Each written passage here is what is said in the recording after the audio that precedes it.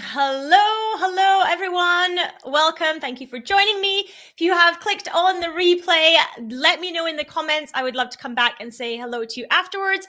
And for those of you that are starting to hop on live, hello, and good morning.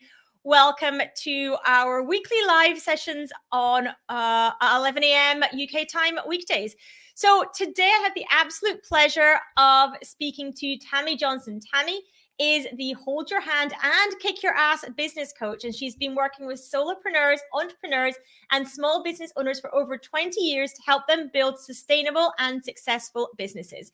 Tammy believes that business done right, honestly, ethically, and morally has the power to make the world a better place for our customers, our families, and our communities. And I'm giving a big here to that as well. She doesn't promise a magic bullet because there is no such thing, but she does teach all the basics, foundational skills, mindset, habits, marketing, advisory, team, financial systems, cash flow, and profit you need in order to survive and then thrive. She only deals in real, practical, put it to the use training and advice that has been tested in battle. Tammy, thank you so much for joining me. We should also say, for those of you that are watching, that it is basically the middle of the night for Tammy at this point in time. It is 4 o'clock in the morning. So I think you can all agree with me that she is, for those of you watching on video, looking incredibly good for 4 a.m. because that's certainly not how I looked at 4 a.m. this morning. So thank you, Tammy, for joining me today. Well, it is my pleasure to be here. Amazing. So, Tammy, like I mentioned briefly in the introduction in your bio, I love your line about believing business done right, honestly, ethically, and morally has the power to make the world a better place for our customers, our families, and our communities. I am a massive fan of that sentence because I think that all too often, unfortunately, nowadays, particularly with online businesses, we've all seen it, haven't we? Where we know that stuff is not necessarily ticking those boxes. No, it's not. It's not ticking those boxes at all. In fact, when I got up and I'm getting into everything, I'm getting Facebook messages that are coming in the middle of the night, and I guarantee they're trying to pitch me on. Would you like to sign up for my cryptocurrency? Yeah. Oh my goodness. So No. many of them. So many of them just now. Oh, It's like some kind of crypto they're Ponzi coming scheme. in, and I understand people are trying to make a living and all of this stuff, but they're being so pushy, and I call it they're schlong slapping people, and I'm going the equivalent. It's social media marketing equivalent of the unsolicited dick pic. Yeah, it is. So don't expect me to be happy or nice after I politely say thank you, but I'm not interested. Yeah. If you're going to push, where's your honesty? Where's your moral? Where's your ethics? Where's your sense of shame? Completely. I completely agree. It's the unsolicited DM is it's so painful because you either, what do you do with that? You either ignore it and then you get 3 in a row that basically say the same thing. Yep. Or the ones I really love are ones where they've clearly not looked at your bio or anything at all, because I will get one saying, hey, have you ever thought about starting a business? I'm like, look at my bio. I've been running a business for 12 years. All I speak about is business. What do you mean have I ever thought about starting a business? Like, seriously. And that's why they're the social media marketing equivalent of the unsolicited dick pic. Yeah, absolutely. And it drives me crazy. So what do you do with that? You either don't reply and you get nudged on it, or you say no thank you and they still try to sell you again. And you say, no. Honestly, I'm not looking for a side hustle. I'm good. Yeah, I was just, there was a conversation going on one of the groups I was last on this exact subject, and they say, well, nobody wants to be pressured, and I'll go, why? And then what do you say after that? I'm going, after I've told you very politely, thank you, but I'm not interested. I've got my own thing going on. They go, why? I'm going, I will let you have it. Yes. I do not feel any responsibility to be nice and gentle after that point. because I'm not the one that came into your world and started shoving my stuff down your throat. You're the one that's interrupted me. And you cannot expect people to be nice after that moment. Yeah, and it's really interesting, isn't it? Because if somebody kept cold calling you without your permission to cold call you, people would report them. You would report them to, the telephone preference services and all these kinds of things in whichever country they exist. But actually, I think that a lot of people don't view cold DMs in the same way. But to me, it is the same. It's the same as somebody cold calling me. Well, it is exactly the same, but they think that it's not the same because they'll send out to 100 people all at the same time because it's all the exact same canned message. Like you go tick, tick, tick, tick, tick. Because they don't read anything at all about you. They're just like literally sending the unsolicited dick pic to anyone that's female. Is the equivalent. Yeah, it is. Absolutely. And in some ways, I've just started, if I feel a little bit more like having some fun, I just start pitching them back. I'll go, yes, would you like some business coaching? Well, what do you mean? No, would you like some business coaching? Because you obviously need it because you're totally and completely freaking clueless. And all you're doing is making people hate you without even knowing you. And I sometimes say, congratulations on your new business. Do you need an accountant? Would you like some financial help with that? Yeah, exactly. Yeah, because you're just it becomes silly then, doesn't it? So we've got the kind of the fakeness of the fake DMs and what other things have you spotted online around the issue of kind of ethics, morality, honesty? I know that I have seen situations where for some people, I see behind the curtain. I know what their business financials look like and all that kind of stuff, but I see them online telling a very, very different story about, and sometimes actually about their financial position than the reality of it. And whilst, I don't believe in the fake it till you make it thing. I just don't think that's right. I don't think that's the way we should be going. And I understand that people want to kind of big themselves up about what they do so they can get clients. But ultimately, I think if you're going out there and touting yourself as having achieved something, which you haven't, or you're just being very, what's the word? Very, very sort of broad with the truth around it. You're not...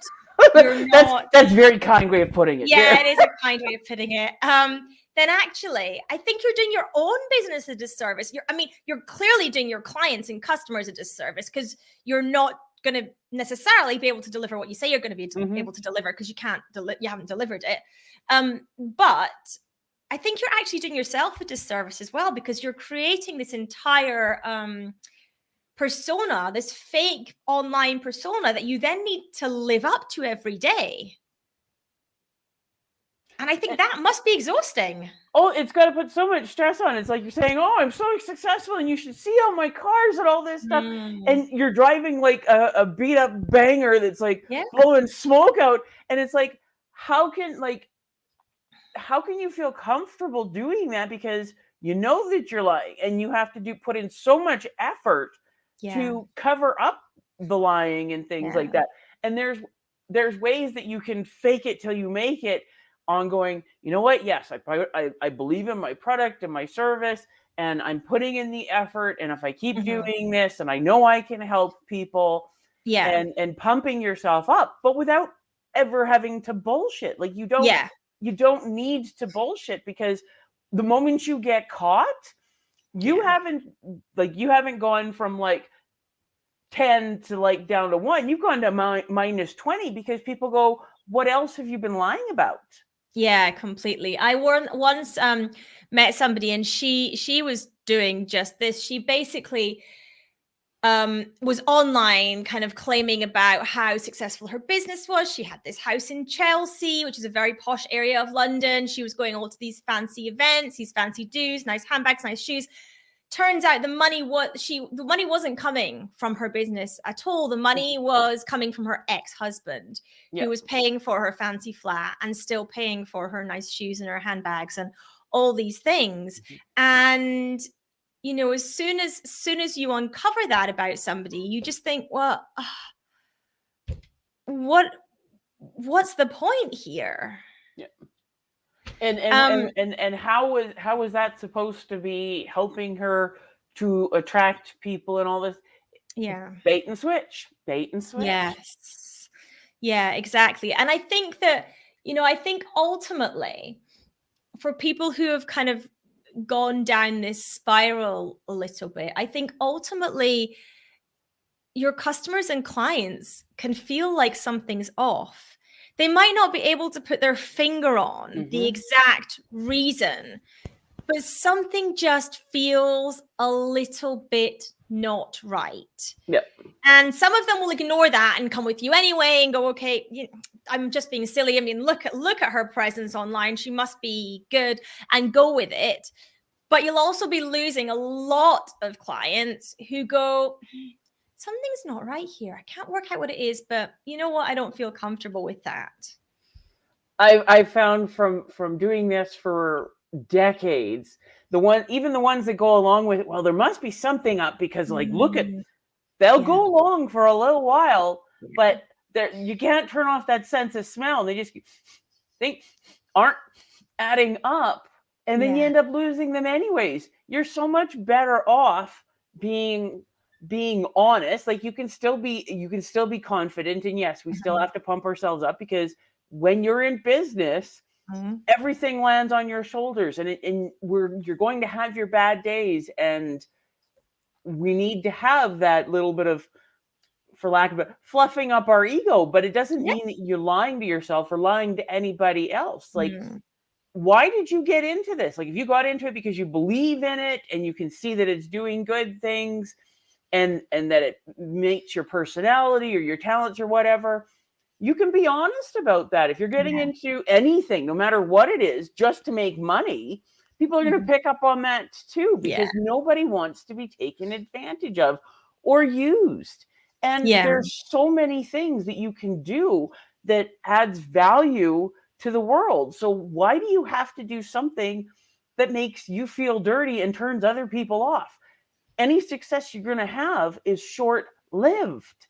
Yeah, 100%. And I think it's really important that people know that it's completely okay if you're a new business owner to actually say, you know what? I'm new at this. I haven't had any clients before, but I can tell you that the work I would do with you is the work I've done on myself, or the work I used to do in corporate, or I've been studying for the last 2 years, and I'm confident in my ability to deliver this because of X, Y, and Z. And all of that is completely okay. Yes. And in fact, anybody that's decent will be so relieved and so attracted to you, because you're not lying. Yeah, completely. You're being open and upfront, and you don't have to be the absolute expert on absolutely everything. My background is financial services. I've been, like, March 1st, it'll be 29 years that I've been doing this. And I'm very good at what I do. But one of the things that's great about it is there's always more to learn. There's always different things coming up. And I don't have to do it all on my own. I've had clients ask me questions, and I'm going, you know what? I don't know about that, or I don't know enough, but let me get back to you, because I have my sources that I can go to and experts for different things. So let me get back to you on that one.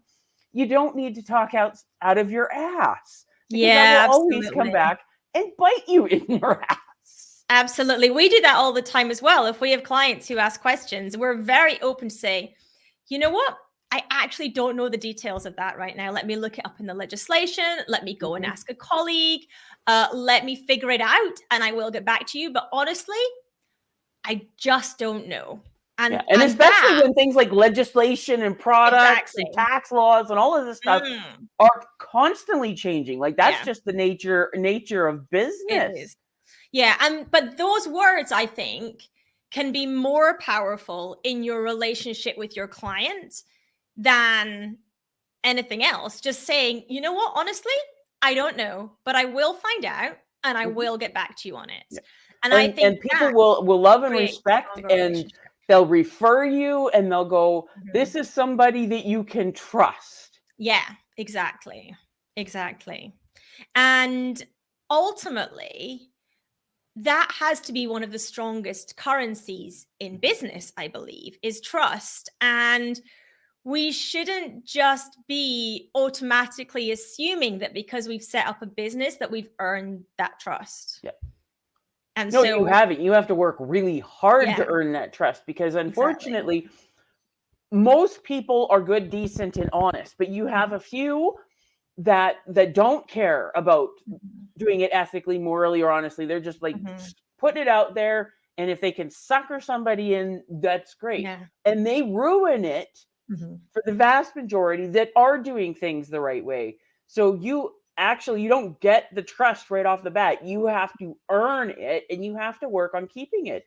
One of the biggest things that I found that works for building the trust with my clients is they know that I'm always going to be completely honest. And there's been one or two times where clients come to me and ask, well, I'm looking at this other product or what you're offering, because there's some things that I can't offer because it's specific to certain companies that I don't work with or whatever. And I'll go through and I'm going, it absolutely pains me to tell you this, but we're not best. I'm not best for you. No, for this thing, like, that's the best place to go, because when it works out, like, that's going to be in your best interest. And they go, this is why we deal with you. If you tell us something is in our best interest, we know beyond a shadow of a doubt that you're right, because you've told us when it's not in your favor. And then that is the biggest thing. And did I lose that client? Hell no. I just cemented that relationship, and I might have lost that product, but I'm getting all of their referrals and all of this stuff because they say, no matter what, she's going to tell you the truth. Yeah.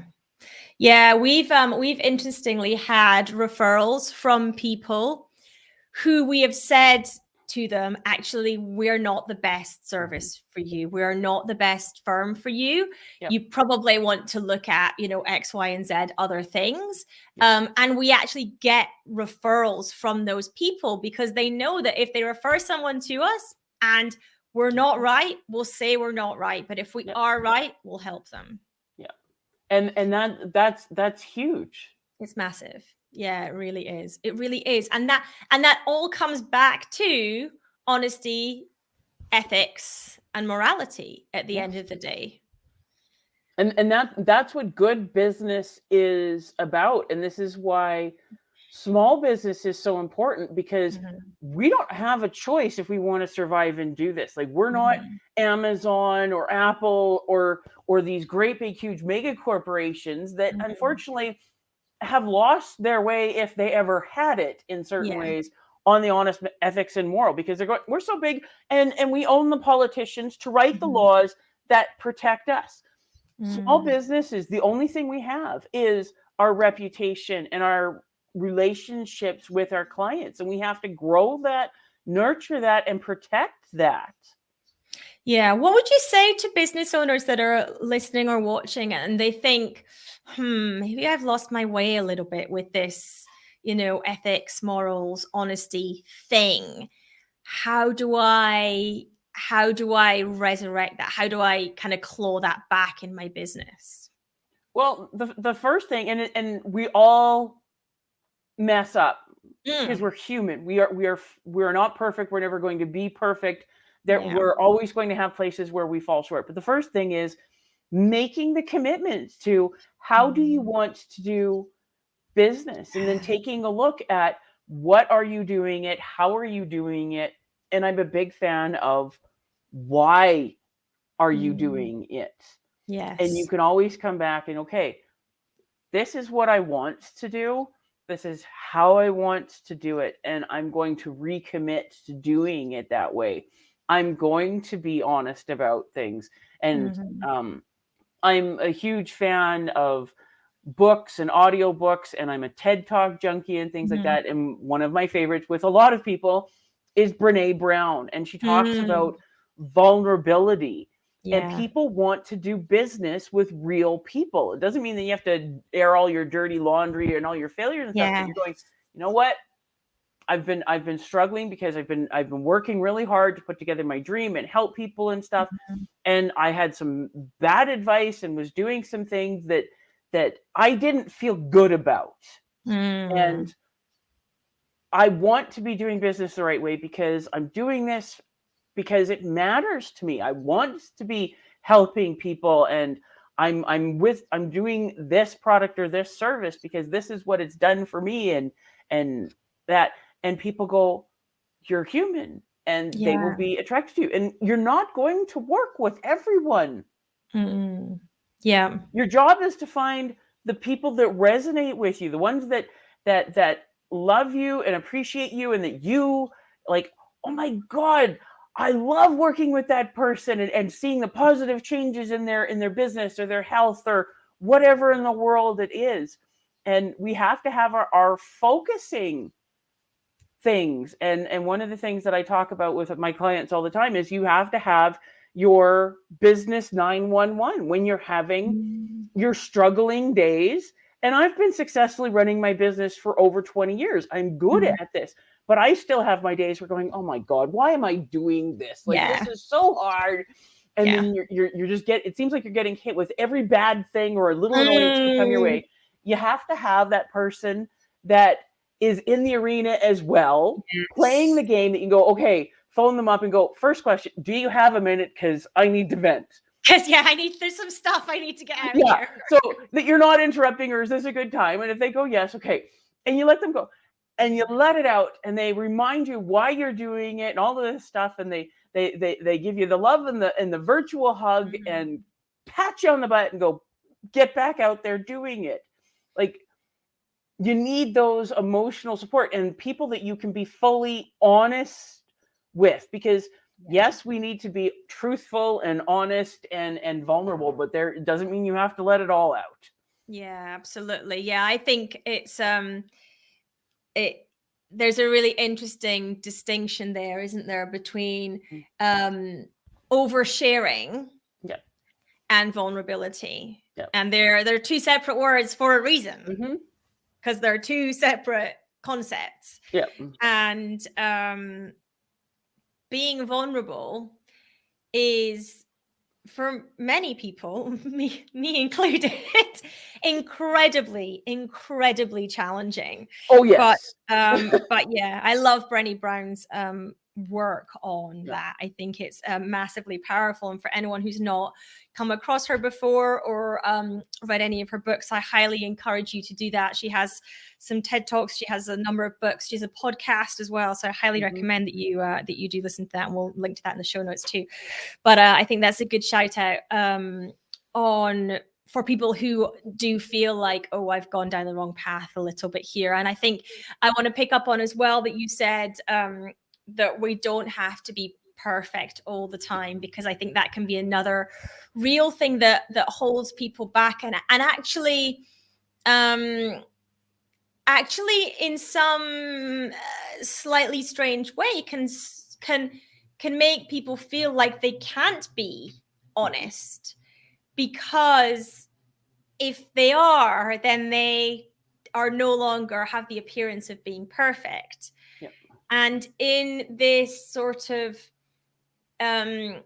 what I call it, highlights reel that is social media, people can feel very imperfect and inferior, and therefore end up in that spiral where they think, well, I'll just manipulate the truth a little bit on this thing so that I nicely slot into that highlights reel that exists for everyone. And I think that's a real issue that many small business owners in particular can suffer from. But leaning into that vulnerability has to be the way that you get over that kind of comes out as well. It's fascinating, isn't it? It's really fascinating that that people come into business and sometimes I guess just forget that we're all human. Yep. And we're all, we're all trying to do the best for ourselves and our clients and our communities and our lives. And sometimes in that search, people can lose their way a bit. Yeah. And who are you attracting when you're doing that? Like, you have to think about it. Like, we're catty, and we want, when we see somebody who appears perfect, we hate them. Yes, isn't that funny? We want to look perfect ourselves, but we don't like the looking perfect people. Well, no, because we are creatures of comparison.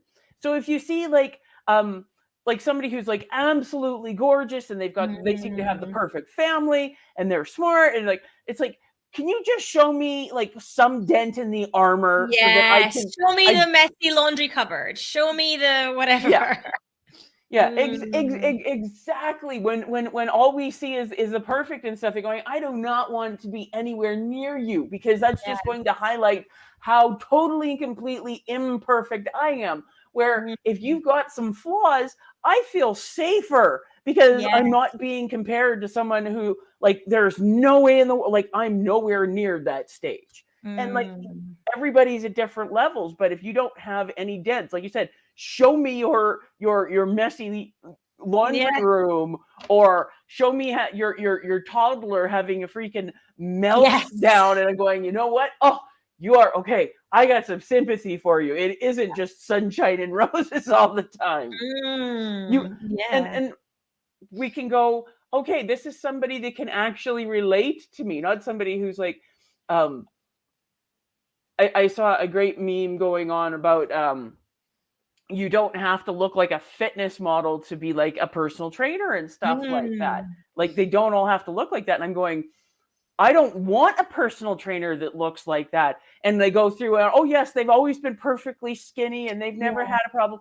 Show me somebody with some stretch marks where their child is apologizing to them, that still is managing to get up and do things, because I'm not wanting to stand next to some size 1 that's telling me to do my push-ups while I'm huffing and panting and going, I'm just, bitch, just get away from me. I don't have anything to do with you. It's so fascinating, isn't it? Because it's just the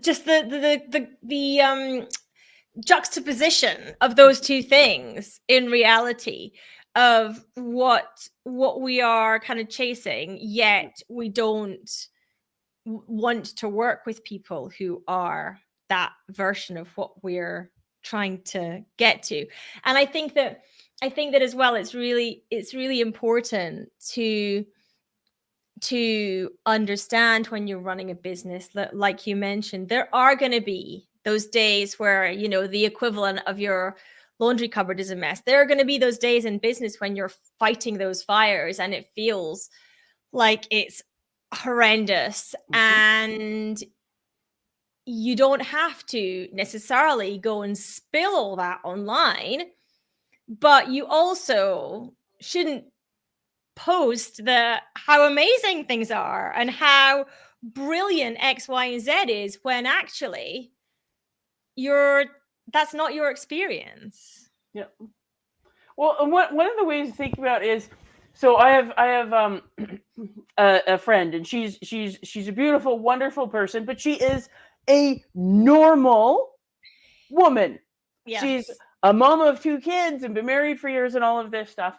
And she was working, doing sales and stuff for a very famous photographer in Canada, and he does boudoir photos and stuff like that. He did mine and all of this stuff, and she was helping him out at a trade show, because he's looking at getting bookings and doing showings and stuff like that. And she's there looking like a normal middle-aged married mom. Yeah. And then there is this 20-something wearing like the lingerie, because it was a show there, and looking absolutely gorgeous. And they're both trying to sell like appointments and stuff to have this stuff done. Who do you think made like 90% of the sales?